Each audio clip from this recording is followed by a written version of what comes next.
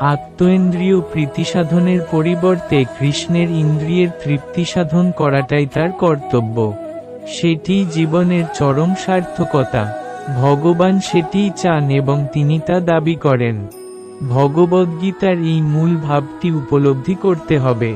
আমাদের এই কৃষ্ণভাবনামৃত আন্দোলন সমস্ত জগৎ জুড়ে এই মূল ভাবটি শিক্ষা দিচ্ছে এবং আমরা যেহেতু শ্রীমদ্ভগবদ্গীতা যথাযথের মূল ভাবটির কদর করছি না, তাই যে সমস্ত মানুষ ভগবদ্গীতা অধ্যয়ন করে ঐকান্তিকভাবে উপকৃত হতে চান, ভগবানের প্রত্যক্ষ নির্দেশনায় ভগবদ্গীতাকে যথাযথভাবে উপলব্ধি করার জন্য তাদের অবশ্যই কৃষ্ণভাবনামৃত আন্দোলনের সহায়তা গ্রহণ করতে হবে।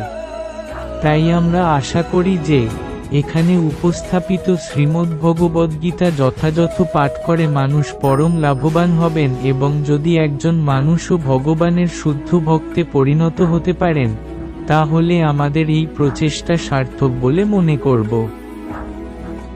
এ.সি. ভক্তিবেদান্ত স্বামী, 12 মে 1971, সিডনি, অস্ট্রেলিয়া।